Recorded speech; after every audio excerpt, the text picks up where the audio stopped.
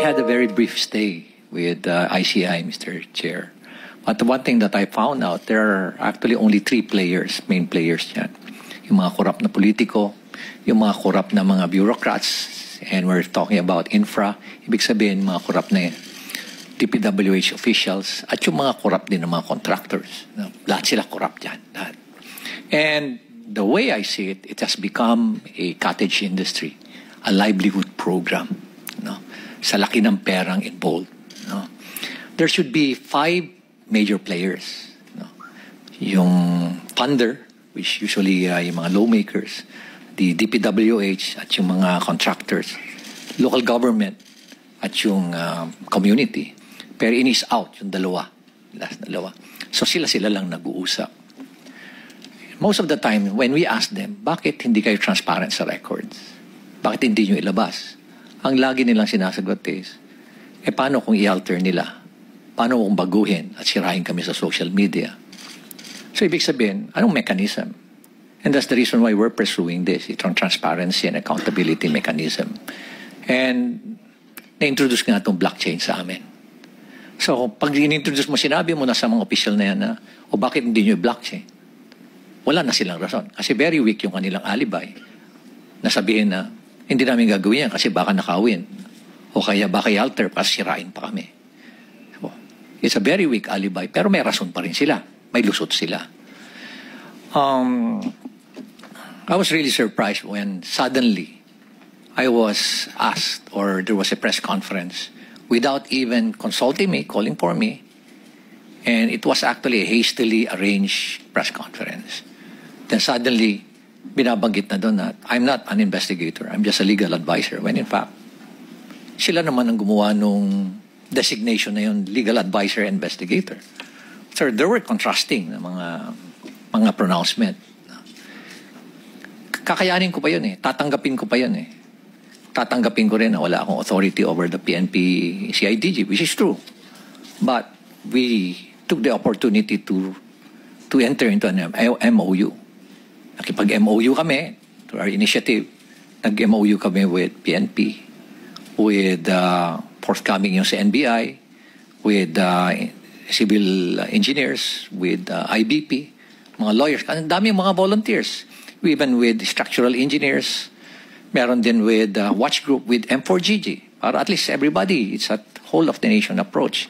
Kasi nga overwhelming. One thing that I found out is I anticipated that it's widespread. But the level, the depth, and the magnitude is really overwhelming. That hindi mo kakayanin ng 1 taon, 2 taon to investigate because it's in thousands of cases. Sabi ko nga, it became a cottage industry. Sa isang probinsya nga lang, sabi mo, isipin mo mga 50 ghost projects, 40 ghost projects. O kaya undocumented na mga projects, umaabot sa 9,000. Sa isang probinsya pa lang yan. Paano pa kaya sa ibang probinsya? At ang isang mga nakikita namin doon is, why is it na ang lumalabas sa NEP for a particular district, 1-point-something million lang ang hinihingi mo? I have the records. Or 2.5 lang sa President's budget. Then suddenly, pagkalabas dun sa GA, bakit umabot na ng mga 21 billion? And nakita namin na talagang prevalent yung kandon, yung mga ghost and substandard projects sa lugar na yun. So what was the intention? No? Hindi naman tayo tanga. Nangyayari dito lumalabas na tanga ang Pilipino, kaya pabayaan mo na lang sila. Hindi na nila mapapansin yan. Nakakainsulto isipin. Nakakainsulto. Okay. Balikan ko uli yung press con na yan. Nilabas. And then, suddenly, tinabi na may conflict naman ako, being the mayor, and at the same time, being a member of the ICI. By the way, I'm not a member of the commission. I'm not a commissioner there. In fact, sila nga yung gumawa ng workaround nun. Na legal advisor investigator. Pero in-is out na ako doon eh. Tinanggal na nila lahat. And then suddenly, here comes a below the belt naman na accusation. Na dahil merong project si Diskaya doon at maanumalyang tennis court. Sobra na yan. Yun na hindi ko matake. Di ba? Parang pinapalabas mo pa na korap ako. Yan na, mag-aaway na tayo dyan. Ano? Sa unang-una, sabihin ko nga, kung bulok ba ako, lalabanan ko yung mga very powerful na tao dyan. Diba? You have to make sure that you have the moral ascendancy bago mo labanan yung mga tao. Otherwise, masisira ka din. So nonetheless, I think I struck a nerve. No? I don't like to, expound further. Basta I believe I struck a nerve or several nerves na they panic at kaya ganun ngayon nangyari. So, I would like to end yung aking experience niya sa ICI. But one thing that I can say is that there's no transparency.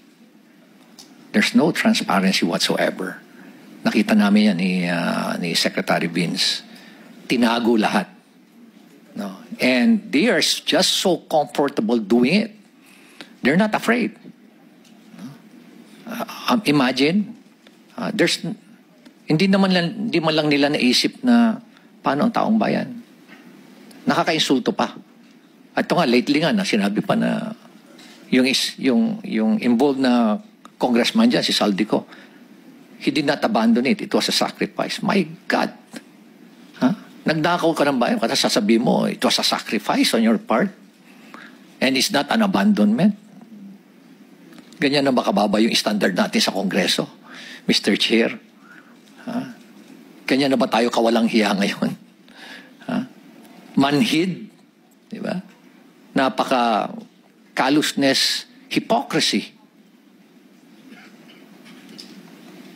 At nakakainsulto sa mentalidad natin Pilipino.